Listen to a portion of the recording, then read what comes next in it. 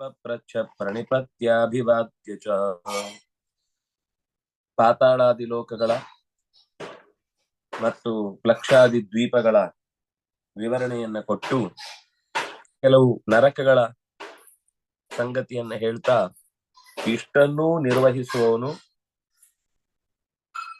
ಭಗವಂತ, ಇಷ್ಟನ್ನೂ ಕೂಡ ನಿಯಂತ್ರಣ ಮಾಡುವವನು ಭಗವಂತ ಅನ್ನುವ ಸಂಗತಿಯನ್ನ ಈ ಮುಂದಿನ ಅಧ್ಯಾಯದಲ್ಲಿ ಹೇಳ್ತಾ ಇದ್ದಾರೆ. ತತಶ್ಚ ನರಕಾ ವಿಪ್ರ ಭುವೋದ ಸಲಿಲಸ್ಯ ಚ.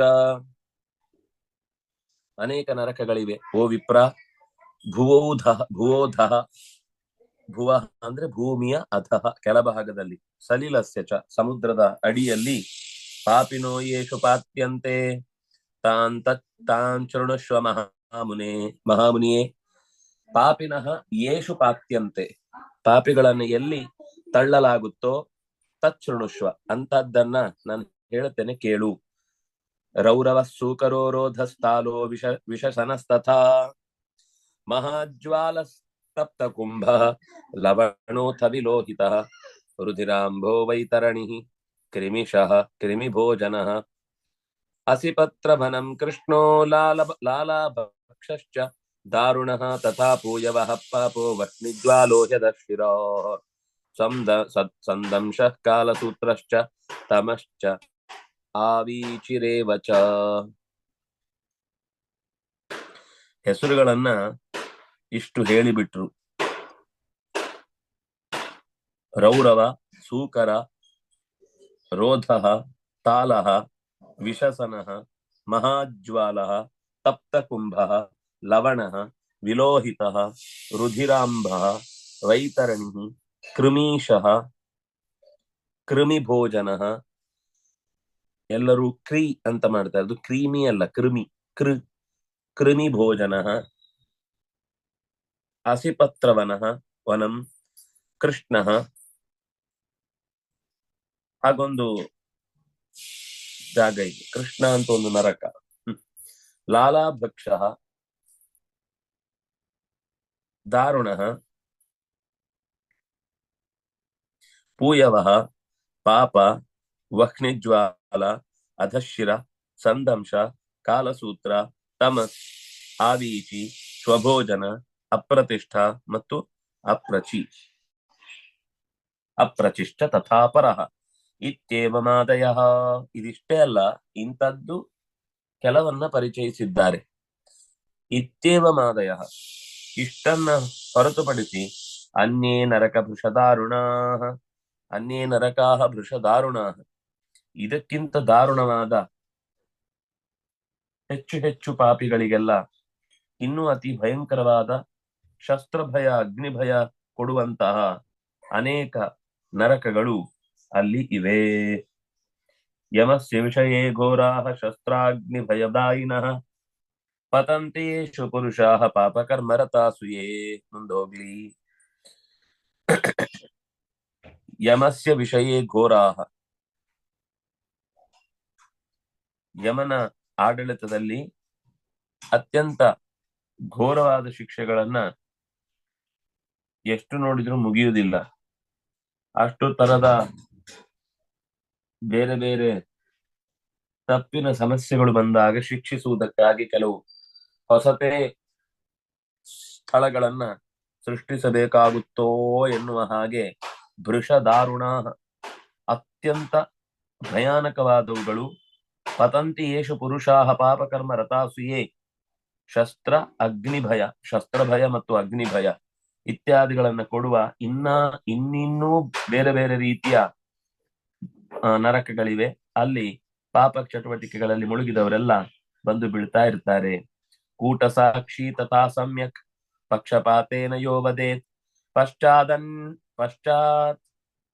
ಯಶ್ಚಾನ್ಯದನೃತಂ ಭಕ್ತಿ ಸನರೋ ಯಾತಿ ರೌರವಂ. ಇದಕ್ಕೆಲ್ಲ ಏನೋ ಶಬ್ದಗಳಿಗೂ ಒಂದು ವಿಶಿಷ್ಟವಾದ ವಿವರಣೆ ಇದೆ. ಇಲ್ಲಿ ಅದನ್ನ ಬಿಡಿಸಿ ಹೇಳ್ತಿಲ್ಲ. ತುಂಬಾ ಕೂಗಿಕೊಳ್ಳುವ ಹಾಗಾಗುವಂತ, ನೋವು ಕೊಡುವಂತದ್ದು ರೌರವ ಅಂತ. ಇಲ್ಲಿ ಕೂಟ ಸಾಕ್ಷಿ ತಥಾ ಅಸಮ್ಯಕ್ ಪಕ್ಷಪಾತೇನ ಯೋ ವದೇತ್. ಕೂಟ ಸಾಕ್ಷಿ ಅಂದ್ರೆ ಅವನು ಸಾಕ್ಷಿಯೇ ಅಲ್ಲ, ಆದ್ರೆ ಸಾಕ್ಷಿಯ ವೇಷ ಹಾಕೊಂಡ್ ಬರ್ತಾನೆ. ನಾನ್ ಸಾಕ್ಷಿ ಅಂತ ಅವನಲ್ಲಿ ಇರ್ಲೇ ಇಲ್ಲ, ಆದ್ರೆ ಒಂದ್ ಸಾಕ್ಷಿಯನ್ನ ಸೃಷ್ಟಿ ಮಾಡಿ, ಕೂಟ ಅಂದ್ರೆ ಮೋಸದ ಸಾಕ್ಷಿ, ವಸ್ತುತಃ ಅವ್ರು ಅಲ್ಲಿ ಇರುದೇ ಇಲ್ಲ, ಆದ್ರೆ ಇದ್ದೆವು, ನಮ್ಗೂ ಗೊತ್ತಿದೆ, ನಾವು ನೋಡಿದ್ವಿ, ಅವತ್ ಅವ್ರು ಬಂದಿದ್ರು, ಅಷ್ಟೊತ್ತಿಗೆ ಬಂದು ಏನೋ ಮಾಡ್ಕೊಂಡು ಹೋದ್ರು ಅಂತ ಒಂದು ಸಾಕ್ಷಿ ಹೇಳ್ತಾರೆ. ಕೊನೆಗೆ ಶಿಕ್ಷೆ ಕೊಡುವಾಗ ಇಂಥವ್ರು ನೋಡಿದ್ದಾರೆ, ಅದ್ರಿಂದಾಗಿ ಅವ್ನು ಮಾಡಿದ್ ಸತ್ಯ ಅಂತ ನನಗೆ ಶಿಕ್ಷೆ ಕೊಡ್ತಾರೆ. ಒಂದು, ಅವನಿಗೆ ಶಿಕ್ಷೆ ಆಗುತ್ತೋ ಬಿಡುತ್ತೋ ಅದು ಮುಂದಿನ ಪ್ರಶ್ನೆ. ಆದ್ರೆ ನಾವು ಸಾಕ್ಷಿಗಳಲ್ಲದೆ ಇದ್ದವರು ಸಾಕ್ಷಿಯಾಗಿ ಆ ವ್ಯಕ್ತಿಗೆ ಒಂದು ಸ್ವಲ್ಪ ಹೊತ್ತು ಆ ನೆಮ್ಮದಿ ಕೆಡುವಂತೆ ಮಾಡಿದ್ರೆ, ಅದರಿಂದಾಗಿ ಅವನ ಅನುಷ್ಠಾನ, ಅವನ ಜಪ, ಅವನ ಪೂಜೆ, ಅವನ ಸತ್ಕರ್ಮ, ಅವನ ಇನ್ನೇನು ಲೋಕಸೇವೆ ಇತ್ಯಾದಿಗಳಿಂದ ಅವನು ಹೊರಗೆ ನಿಲ್ಲುವಂತಾಯ್ತು ಅಂದ್ರೆ, ನಾವು ಹೇಳಿದ ಸುಳ್ಳು ಸಾಕ್ಷಿಯಿಂದ ಅದು ಅವನಿಗೆ ಗೌರವವನ್ನೇ ಒದಗಿಸುತ್ತೆ. ಇನ್ನು ಕೆಲವೊಮ್ಮೆ ಸಾಕ್ಷಿ ಹೇಳುದಿಲ್ಲ, ಆದ್ರೆ ತಪ್ಪು ಪಕ್ಷವನ್ನ ಸಪೋರ್ಟ್ ಮಾಡ್ತೇನೆ, ಅಸಮ್ಯಕ್ ಪಕ್ಷಪಾತೇನ. ಪಕ್ಷಪಾತ ಅಂದ್ರೆ ಈಗ ನಾವು ಲೋಕದಲ್ಲಿ ಬಳಸುವಂತಹ ಪಾರ್ಶಿಯಾಲಿಟಿ ಅನ್ನುವುದು ಮಹಾಪಾಪಕ್ಕೆ ಕಾರಣ.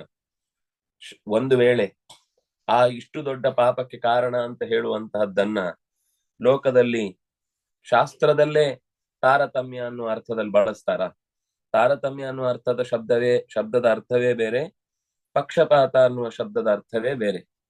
ಪಕ್ಷಪಾತ ಅಂದ್ರೆ ಅಸತ್ ಪಕ್ಷಪಾತಿ, ಅಸಮ್ಯಕ್ ಪಕ್ಷಪಾತಿ, ಸರಿಯಲ್ಲದ ಪಕ್ಷವನ್ನ ಬೆಂಬಲಿಸುವುದು. ಯೋ ವದೇತ್, ಒಬ್ಬನ ಮೇಲಿನ ವಿಶೇಷವಾದ ಕಾಳಜಿಯಿಂದ ಅವನಿಗೋಸ್ಕರ ಒಂದು ಸುಳ್ಳು ಹೇಳ್ತಾನೆ ಅಂದ್ರೆ, ಅನ್ಯದ್ ಅನೃತಂ ವಕ್ತಿ, ಇನ್ನೇನೇನೋ ಸುಳ್ಳುಗಳು, ಒಂದರ ಮೇಲೆ ಒಂದು ತಪ್ಪುಗಳ ಸರಮಾಲೆಯನ್ನ ಹೇಳ್ತಾನೆ ಅಂದ್ರೆ, ಸನರೋ ಯಾತಿ ರೌರವಂ, ಅವನು ರೌರವವನ್ನ ಪ್ರವೇಶಿಸುತ್ತಾನೆ. ಭ್ರೂಣಃ ಪುನರಹಂತಾಚ ಗೌಗ್ನಶ್ಚ ಮುನಿಸತ್ತಮ ಯಾಂತಿ ತೇ ನರಕಂ ಘೋರಂ ರೋಧಂ ಯಚ್ಛೋಚ್ಛ್ವಾಸ ನಿರೋಧಕಃ. ರೋಧ ಅಂತ ಒಂದು ನರಕವನ್ನು ಹೇಳಿದ್ರು. ಭ್ರೂಣಃ, ಗರ್ಭದಲ್ಲೇ ಇರುವ ಮಗುವನ್ನ ಕೊಂದವನು. ಪುರಹಂತ, ಮನೆಯನ್ನ ಬೀಳಿಸಿದವನು, ಅಂದ್ರೆ ಒಬ್ಬರ ಜೀವನಕ್ಕೆ ಕೊಳ್ಳಿ ಇಡುವ ರೀತಿಯಲ್ಲಿ ಮನೆ ಬೀಳಿಸುವುದು ಅಂದ್ರೆ, ಪುರ ಅಂದ್ರೆ ಮನೆ ಆಯ್ತು, ಪುರ ಅಂದ್ರೆ ಒಂದು ಊರಾಯ್ತು. ಒಂದು ಊರಿಗೆನೆ ಸುಳ್ಳು ಸುದ್ದಿಯನ್ನ ಹಬ್ಬಿಸಿ ಪರಸ್ಪರ ಅವರು ಹೊಡೆದಾಡುವಂತೆ ಮಾಡಿ ಆ ಊರು ಸ್ಮಶಾನ ಆಗುವಂತೆ ಮಾಡಿದ್ದು, ಅಥವಾ ರೋಗವನ್ನ ಬಿತ್ತಿ ಆ ಊರೇ ನಾಶ ಹೊಂದುವಂತೆ ಮಾಡುವುದು. ಅಂದ್ರೆ ಎಷ್ಟೋ ಸರ್ತಿ ನಾವು ಇವತ್ತಿನ ಪರಿಸರದಲ್ಲಿ ನೋಡ್ತೇವಲ್ಲ, ಊರೇ ರೋಗದಿಂದ ಬದುಕಿಸಿಕೊಳ್ಳಿಕ್ಕಾಗದೇ ಇರುವಂತಹ ಸ್ಥಿತಿಯನ್ನ ತಂದಿಟ್ಟ ಯಾವ ವ್ಯಕ್ತಿ ಇದ್ದಾನೆ, ಪುರಹಂತ, ದೇಶಕ್ಕೆನೆ ಕೊಳ್ಳಿ ಇಟ್ಟವ, ಊರುಗಳಿಗೆನೆ ತೊಂದರೆ ಕೊಟ್ಟವ, ಶರೀರಕ್ಕೆ ಹಾನಿ ಮಾಡಿದವ, ದೊಡ್ಡ ಪ್ರಮಾಣದಲ್ಲಿ ಶರೀರವನ್ನೇ ಕತ್ತರಿಸಿ ತುಂಡು ತುಂಡು ಮಾಡಿ ಎಲ್ಲೋ ಫ್ರಿಡ್ಜ್ ಅಲ್ಲೋ ಇನ್ನೆಲ್ಲೋ ಇಟ್ಟು ಅದರ ಸಾವಿನ ಬಗೆಗೆ ವ್ಯಥೆಯೇ ಪಡದೆ ಅದನ್ನ ಮೆರೀತಾರಲ್ವಾ. ಇನ್ನು ಮುಂದೆ ಹೇಳಿದು ಗೋಘ್ನ, ಎಮ್ಮೆ, ಕೋಣ, ಹಸು ಅಥವಾ ವೃಷಭ, ಈ ಇಷ್ಟು ಪ್ರಾಣಿಗಳ ತಲೆಯನ್ನ ಕತ್ತರಿಸಿ ತಂದು ದೇವರ ಮುಂದೆ ಹಾಕುದು, ಊರಿನ ಮಧ್ಯದಲ್ಲಿ ಹಾಕುದು, ರಿಕ್ಷಾ ಸ್ಟ್ಯಾಂಡ್ ನಲ್ಲಿ ಹಾಕುದು, ಈ ತರ ಯಾರೆಲ್ಲ, ಅಥವಾ ಈ ಕೊಲ್ಲುದು ಮಾತ್ರ ಅಲ್ಲ, ಕೊಲ್ಲುದ್ರಲ್ಲಿ ಇದು ವಿಕೃತಿ. ಇದು ಕೊಲ್ಲುದು ಅಂದ್ರೆ ಅದಕ್ಕೆ ಪೆಟ್ಟು ಕೊಡುವುದು ತಪ್ಪು ಅಂತಿದೆ, ಕಾರಣ ಇಲ್ಲದೆ, ವಸ್ತುತಃ ಕಾರಣ ಇದ್ರೂ ಕೊಡಬಾರದು ಅಂತ, ಹೇಗಾದ್ರೂ ಅದನ್ನ ಜಾಣತನದಿಂದ ತಪ್ಪಿಸ್ಬೇಕು ಅಂತಿದೆ.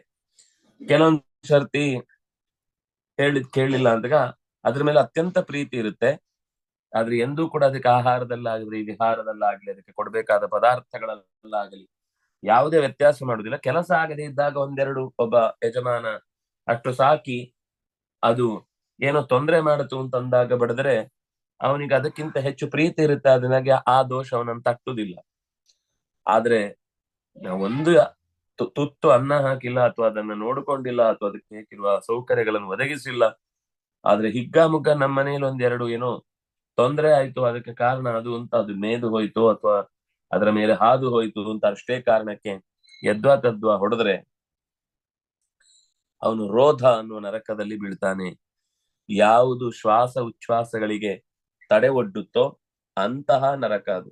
ಅಲ್ಲಿ ಉಸಿರು ಮೇಲ್ ಹೋಗಲ್ಲ, ಮೇಲ್ ಹೋದ ಉಸಿರು ಹೊರಗ್ ಬರಲ್ಲ. ತಡದ ಹಾಗಾಗಿ ಉಸಿರು ಬಿಗಿ ಹಿಡಿದಂತೆ ಏರಿಳಿತದ ಬದುಕನ್ನ ಅತ್ಯಂತ ಕ್ರೂರವಾದ ಸ್ಥಿತಿಯಲ್ಲಿ ನಡೆಸುವಂತಹ ಅನುಭವ ಅವನಿಗಾಗುತ್ತೆ. ಸುರಾಪೋ ಬ್ರಹ್ಮ ಹರ್ತ ಸುವರ್ಣಶ್ಚ ಚೂಕರೇ ಪ್ರಯಾಂತಿ ನರಕೆ ಯಶ್ಚ ತೈ ಸಂಸರ್ಗಮುಪೈತಿ ವೈ. ಸುರಾಪಹ, ಸುರ ಅಂತಂದ್ರೆ ಮದ್ಯ, ಮದ್ಯವನ್ನ ಕುಡಿಯುವವನಿಗೆ, ಬ್ರಹ್ಮ ವೇದವನ್ನ ಬೈಯುವವನಿಗೆ, ವೇದಜ್ಞರನ್ನ ಅವಮಾನಿಸುವವನಿಗೆ. ವೇದಜ್ಞ ಅಂದ್ರೆ ಎಲ್ಲರೂ 100% ಆ ಸರಿ ಇರೋರು ಎಲ್ಲಿರ್ತಾರೆ, ಆದ್ರೆ ಕನಿಷ್ಠ ಪಕ್ಷ ಅವರಿಗೆ ಅವರ ಮಿತಿಯಲ್ಲಿ ಏನು ತಿಳ್ಕೊಳ್ಬೇಕು ಅಷ್ಟಾದ್ರೂ ತಿಳ್ಕೊಂಡು ನಿತ್ಯ ಭಗವಂತನ ಆ ಪ್ರಜ್ಞಾರೂಪವಾದ ಗಾಯತ್ರಿಯನ್ನ ಚಿಂತನೆ ಮಾಡ್ತಾನೆ ಅಂದ್ರೆ ಅಂಥವ ಬ್ರಹ್ಮ. ಅವನನ್ನ ಹಂತಿ, ಅವನಿಗೆ ಅವಮಾನ ಮಾಡುವುದು, ಅವನನ್ನ ಅಕಾರಣವಾಗಿ ಕೆಟ್ಟ ಆರೋಪಗಳಿಂದ ಶಿಕ್ಷೆಗೆ ಒಳಪಡಿಸುವುದು, ಇಂಥ ಬ್ರಹ್ಮದ್ವೇಷ ಏನಿದೆ ಅದು ಬ್ರಹ್ಮಃ. ಬ್ರಹ್ಮದ್ವೇಷವನ್ನ ಮಾಡಿದವನಿಗೆ. ಸುವರ್ಣಸ್ಯ ಹರ್ತ, ಬಂಗಾರವನ್ನ ಕದ್ದವನಿಗೆ. ಸುವರ್ಣ ಅಂದ್ರೆ ಇನ್ನೊಂದು ಅರ್ಥ, ವರ್ಣ ಅಂದ್ರೆ ವೇದಗಳು, ಸುವರ್ಣ ಅಂದ್ರೆ ಅಪೌರುಷೇಯವಾದ ವೇದಗಳು. ಅಪೌರುಷೇಯವಾದ ವೇದದ ಅರ್ಥವನ್ನ ತನ್ನಲ್ಲಿ ಹರ್ತ, ತಾನೇ ಆ ಮಂತ್ರ ಪ್ರತಿಪಾದ್ಯ, ತನ್ನ ಅರ್ಥವನ್ನ ಹೇಳುತ್ತೆ ಅಥವಾ ತನಗೆ ಬೇಕಾದ ರೀತಿಯಲ್ಲಿ ಅದನ್ನ ಅಪಾರ್ಥ ಮಾಡ್ತಾನೆ ಅಂದ್ರೆ ಅವನಿಗೆ ಸೂಕರ ಅಂತನ್ನುವಂತಹ ಒಂದು ಪ್ರಯಾಂತಿ ನರಕೇಯಶ್ಚ ತೈ ಸಂಸರ್ಗ ಮುಪೈತಿ ವೈ. ಇದು ಕೇವಲ ಈ 3 ಜನಕ್ಕೆ ಮಾತ್ರ ಅಲ್ಲ ಸೂಕರ ಅನ್ನೋದು. ಈ 3 ಜನ ಸುರಾಪರು, ಬ್ರಹ್ಮದ್ವೇಷಿಗಳು ಮತ್ತು ವೇದವನ್ನ ಆ ತಪ್ಪಾಗಿ ಅರ್ಥೈಸುವವರು, ಅದನ್ನೇ ಇನ್ನೊಂದು ಅರ್ಥದಲ್ಲಿ ಬಂಗಾರವನ್ನ ಕದಿಯುವವರು. ಇವರಿಷ್ಟು ಜನ ಸೂಕರಕ್ಕೆ ಹೋಗ್ತಾರೆ. ಇಷ್ಟು ಜನರ ಜೊತೆಗೆ ಯಾರು ನಿರಂತರ ಸಂಪರ್ಕದಲ್ಲಿರ್ತಾರೋ ಅವರೂ ಕೂಡ ಸಂಸರ್ಗ, ಅವ್ರು ಮಾಡುವ ಎಲ್ಲಾ ಕೆಲಸಗಳಿಗೆ ವಿರೋಧವನ್ನು ಒಪ್ಪಿಸುವ ಹಾಗೇನೆ ನಡ್ಕೊಳ್ತಾ ಇರ್ತಾರೆ ಮತ್ತು ಅದಕ್ಕೆ ಪೋಷಣೆ ನೀಡ್ತಾ ಇರ್ತಾರೆ. ಅಂಥವರಿಗೆ ನಾವು ಬೆಂಗಾವಲಾಗಿ ನಿಂತರೂ ಕೂಡ ಅದು ಕೂಡ ಅಂಥದ್ದೇ ರೌರವಕ್ಕೆ ಕಾರಣವಾಗುತ್ತೆ. ಅವ್ರ ಜೊತೆಗೆ ಮಾತಾಡಬಾರ್ದು ಹೇಳಿಲ್ಲ, ಸಂಸರ್ಗ ಅನ್ನೋದು ಡೇಂಜರ್ ಅಂತ ಹೇಳಿ. ಮನುಷ್ಯರಾಗಿ ಮಾತಾಡಬೇಕು, ಮಾನವೀಯತೆಯ ದೃಷ್ಟಿಯಿಂದ ಸಹಾಯ ಮಾಡಬೇಕು, ಎಲ್ಲ ಸರಿ. ಆದ್ರೆ ಉಪಾಸನೆಯನ್ನ ಬದಲಿಸಿಕೊಳ್ಳುವುದಾಗ್ಲಿ, ಉಪಾಸನೆಯಿಂದ ಪ್ರಭಾವಿತರಾಗಿ ನಾವು ಕೂಡ ಒಂದಕ್ಕೊಂದು ಹೋಲಿಕೆ ಇಲ್ಲ ಅಂತ ಹೇಳಿ ಅದನ್ನ ತಿರಸ್ಕರಿಸುವುದಾಗ್ಲಿ ಅಥವಾ ಅದನ್ನ ತೀರ ಹಚ್ಚಿಕೊಳ್ಳುವುದಾಗ್ಲಿ ಮಾಡಬಾರದು. ಹಾಗೆ ಮಾಡಿದವನಿಗೆ ಸೂಕರ ಅನ್ನುವಂತಹ ನರಕದ ದರ್ಶನ ಆಗಿಯೇ ಆಗತ್ತೆ ಅಂತ ಹೇಳ್ತಿದ್ದಾರೆ. ಮುಂದೆ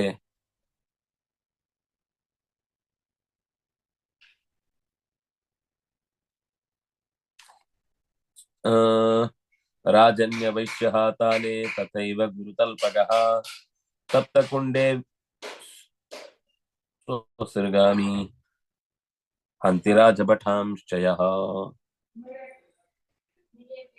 ಸುರಾಪಹ ಅಂತ ಆದ್ಮೇಲೆ ರಾಜನ್ಯ ವೈಶ್ಯ, ಒಬ್ಬ ರಾಜನ ಮನೆತನದ ಹುಡುಗನನ್ನ ಕತ್ತರಿಸಿ ಕೊಂದ ಅಥವಾ ಅವನನ್ನು ಅವಮಾನಿಸಿ ಊರಿನಿಂದ ಓಡಿಸಿದ ಅಂಥವನಿಗೆ ಮುಂದೆ ರಾಜನಿಗೆ ಮಕ್ಕಳಿಲ್ಲ ಅನ್ನುವ ಸ್ಥಿತಿ ಬಂದಾಗ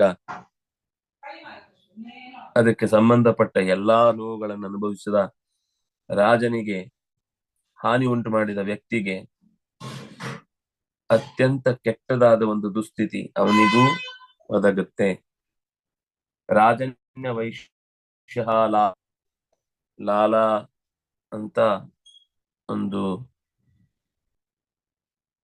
ಶಿಕ್ಷೆ. ಲಾಲಾಭಕ್ಷ, ಎಂಜಲು ತಿಂದುಕೊಂಡು ಬದುಕುವುದು. ಈಗಲೇ ಎಂಜಲು ತಿಂದ ಅಭ್ಯಾಸ ಆಗಿರುತ್ತೆ ಅಂದ್ರೆ ಅದು ಅಷ್ಟಕ್ಕೆ ಮುಗಿಯುವುದಿಲ್ಲ. ಏನ್ ಮಾಡ್ತಾರೆ ಅಂದ್ರೆ ಲಾಲೇ ತಥೈವ ಗುರು ತಲ್ಪಗಃ, ಗುರುಗಳ ಸಂಪತ್ತನ್ನೇ ಅಪಹರಿಸಿದವ, ಗುರುಗಳ ಹಾಸಿಗೆಯನ್ನ ಏರಿದವ, ಗುರುಗಳ ಆಸನದಲ್ಲಿ ಕೂತವ, ಗುರುಗಳಿಗೆ ಸಿಕ್ಕಿದ ಸ್ವತ್ತನ್ನ ಅಪಹರಿಸಿದವ, 10 ಗುರುಗಳಿಗೆ ಅವಮಾನ ಮಾಡಿದವ, ಹೀಗೆ ಯಾವೆಲ್ಲ ರೀತಿಯಿಂದ ಅನ್ಯಾಯ ಮಾಡಿದ್ದಾನೋ ಅವನು ತಪ್ತಕುಂಡೆ. ತಪ್ತಕುಂಡ ಅಂದ್ರೆ ಬಿಸಿಯಾದ ನೀರುಳ್ಳ ಕಡಾಯಿಯಲ್ಲಿ ಆತನನ್ನ ಹಾಕ್ತಾರೆ. ಅದು ಸಾಯಲ್ಲ ದೇಹ, ಆದ್ರೆ ನೋವು ತಡಿಯಲ್ಲ. ಪ್ರೊಸೃಗಾಮಿ, ತಂಗಿಯನ್ನೇ ಭೋಗಿಸಿದವ. ಹಂತಿ ರಾಜ ಭಟಾಂಶ್ಚಯ, ರಾಜರಿಗೆ ನೆರವಾಗುವ ದೃಷ್ಟಿಯಿಂದ ಕಾನೂನು ವ್ಯವಸ್ಥೆಯನ್ನು ಸರಿಪಡಿಸುವುದಕ್ಕಾಗಿ ಬಂದಾಗ ಅಂಥವರನ್ನ ರಾಜನ ಮೇಲೆ ಕೋಪಕ್ಕೆ ಕೊಂದ್ರೆ ಅವನಿಗೂ ಅತ್ಯಂತ ಕೆಟ್ಟ ಗತಿ ಇದೆ. ಅವರೆಲ್ಲ ಭಾವಿಸಬಹುದು ನಮಗೇನು ಸಂಬಂಧ ಇಲ್ಲ ಅಂತ. ಆದ್ರೆ ಎಲ್ಲರನ್ನೂ ಕೂಡ ಕರ್ಮ ಹಿಡಿದೇ ಹಿಡಿಯುತ್ತೆ. ಅದಕ್ಕಾಗಿ ಇದು ಇಂತಹ ವರ್ಗದವರಿಗೆ ಮಾತ್ರ ಈ ದೋಷಗಳು ಅಂತ ಹೇಳಲಿಲ್ಲ. ಎಲ್ಲಾ ಅಂಶದಲ್ಲೂ ಕೂಡ ನಾವು ತಿಳುವಳಿಕೆಯನ್ನು ಹೊಂದಬೇಕಾದದ್ದು ನಮ್ಮ ಅಗತ್ಯ ಅಂತ ತಿಳಿಸಿದ ಹಾಗೆ, ರಾಜಭಟರನ್ನ, ರಾಜನ ಸೇವಕರ, ರಾಜನಿಗೋಸ್ಕರ ತಮ್ಮ ಜೀವವನ್ನೇ ದಾನ ಮಾಡ್ಲಿಕ್ಕೆ ಬಂದವರ ಬಗ್ಗೆ, ಅದಕ್ಕೆ ಕಾರಣವಾದಂತಹ ಕೆಲಸದವನಿಗೆ ಶಿಕ್ಷೆ ಎಂದು ತಪ್ತಕೊಂಡ ಅನ್ನೋದು ನಿಶ್ಚಯ. ಸಾಧ್ವಿ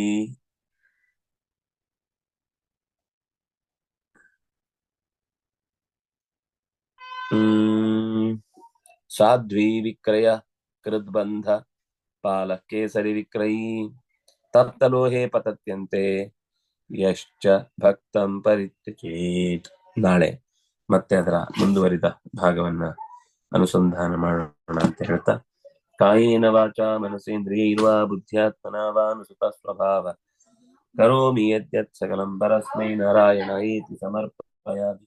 ಶ್ರೀಕೃಷ್ಣಾರ್ಪಣಮಸ್ತು. ನಮಸ್ತೆ ಆಚಾರ್ಯ. ಸರಿ, ನೀವು ಮಕ್ಕಳನ್ನ ತೆಗೆಯೋದು, ಭ್ರೂಣ ತೆಗೆಯೋದ್ರ ಬಗ್ಗೆ ಹೇಳಿದ್ರಲ್ಲ, ಇವಾಗ ಅಬಾರ್ಷನ್ ಹೋಗಿ ಕೇಳ್ತಾರೆ ನನಗ್ ತೆಗ್ಕೊಡು ಅಂತ ಹೇಳಿ, ಅವಾಗ ಇದು ಡಾಕ್ಟರ್ ತಪ್ಪ ಪೇಷಂಟ್ ತಪ್ಪ? ಇಬ್ರದ್ದು ಜೆನ್ಯೂನ್ ರೀಸನ್ ಇರುತ್ತಪ್ಪ. ಈಗ ಫಾರ್ ಎಕ್ಸಾಂಪಲ್ ಅವ್ರಿಗೆ ಅದನ್ನ ಸಾಕಷ್ಟು ಕೆಪಾಸಿಟಿ ಇರಲ್ಲ ಅಂತ ಅನ್ಕೊಳ್ಳೋಣ, ಆತರ ನೋಡಿದ್ರೆ ಅದು ಸರಿ ಅಂತಾನು ಅನ್ಸುತ್ತಲ್ವಾ? ಇಲ್ಲ, ಸರಿ ಅನ್ಸಲ್ಲ. ಆ ಜೀವ ತೆಗಿಲಿಕ್ಕೆ ನಿಮ್ಗೆ ರೈಟ್ಸ್ ಇಲ್ಲ. ಹುಟ್ಟಿಸೋರು ಇವ್ರಲ್ಲ, ಅದು ಭಗವಂತ ಕೊಟ್ಟದ್ದು ಮೇಲೆ ಅದು ಬೆಳೆದ್ಮೇಲೆ ಹೇಗೋ ಒಂದು ಜೀವನ ಅದಕ್ಕೆ ಬೇಕಾದಾಗುತ್ತೆ. ಒಂದು ಅದಕ್ಕಿಂತ ಮುಂಚೆನೆ ಯೋಚನೆ ಮಾಡ್ಬೇಕು. ಅದು ಯೋಚನೆ ಮಾಡಿಲ್ಲ ಅಂದ್ಮೇಲೆ ಅದಕ್ಕೆ ತಕ್ಕ ಹಾಗೆ ದೇಹವನ್ನ ಕೊಟ್ಟುಕೊಳ್ಳಿಕ್ ತಯಾರಿರ್ಬೇಕು. ಸಾಬ್ರು ಮಾಡಕ್ ಸರಿ ಅನ್ಸಕ್ ಶುರು ಆಗ್ಬಿಡತ್ತೆ. ಯಾವ್ದು ಸಾಬ್ರು ಮಾಡಕ್ ಸರಿ ಅನ್ಸ್ಬಿಡತ್ತೆ. ಅಲ್ಲಾ ದೇತಾ ಹೈ ಅಂತ ಹೇಳ್ತಾರ ಅವರು. ಅಲ್ಲ, ಹುಟ್ಟಿಸುವ ವಿಷಯದಲ್ಲಿ ಅವ್ರದ್ದು ತಪ್ಪಿಲ್ಲ. ಅದಕ್ಕೆ ಯಾಕೆ ಬಳಸ್ತಾರೆ ಅನ್ನೋದು ತಪ್ಪಷ್ಟೇ. ಮಕ್ಕಳನ್ನ ಪಡೆಯುವುದಂತ ತಪ್ಪು ಅಂತ ಎಲ್ಲೂ ಹೇಳಿಲ್ಲ.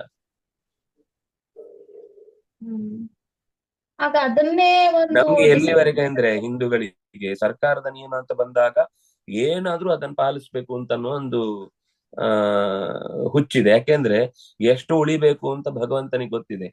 ನೀವು 10 ಪಡೆದ್ರು ಕೂಡ ಉಳಿಬೇಕಾದ್ 2 ಆದ್ರೆ 2 ಉಳಿಯುದು. ನೀವು 2 ಮಾಡ್ತೇವೆ ಅಂತ ಹಠ ಮಾಡಿ ಕೂತಾಗ್ಲೂ ಅದು ನಿಮ್ಗೆ ದಕ್ಕಿದ್ 2 ಆಯ್ತು ಬಿಟ್ರೆ ಉಳಿದ ತಪ್ಸಿದ್ದಕ್ಕೆ ದೋಷ ಇದೆ. ಅಲ್ಲಿಗೆ ಪ್ರಯತ್ನ ಅನ್ನೋದು ನಮ್ ಕೈಯಲ್ಲಿದೆ ಅಂತ ಅರ್ಥ. ಇದರ ಪ್ರಯತ್ನ ಇದೆ ಅಲ್ಲ, ಪ್ರಯತ್ನಕ್ಕೆ ಬುದ್ಧಿಯಲ್ಲಿ ಏನಿದೆ? ಬೇಕು ಅಂತಿದ್ಯೋ, ಬೇಡ ಅಂತಿದ್ಯೋ, ಉಳಿಸ್ಬೇಕು ಅಂತಿದ್ಯೋ, ಉಳಿಸ್ಬಾರ್ದು ಅಂತಿದ್ಯೋ, ಉದ್ದೇಶ ಏನಿದೆ? ಉದ್ದೇಶದ ಮೇಲೆ ಫಲ. ಪ್ರಯತ್ನ ಮಾಡ್ಬೇಕು ಅನ್ನೋದು ಸತ್ಯ, ಆದ್ರೆ ಅದು ನಮ್ಮ ಹಿಡಿತದಲ್ಲಿದೆ ಅಂತ ಹೇಳಿಕ್ ಬರಲ್ಲ. ಇನ್ನು ಮುಂದೆ ಹೋಗ್ಬೇಡಿ, ಇನ್ನು ಸ್ವಲ್ಪ ಇದೆ ಶ್ಲೋಕ ಅಲ್ಲಿ 1ನೇ ಶ್ಲೋಕ 12, 11 ಆಗಿಲ್ಲ. ತಪ್ತಲೋಹೆ ಇದರ ಅಲ್ಲಿಂದ ಆಗ್ಬೇಕು. ನಾಳೆ ಮಾಡ್ತೇನೆ. ಸರಿ. ನಮಸ್ತೆ. ರಾಮ್ ರಾಮ್.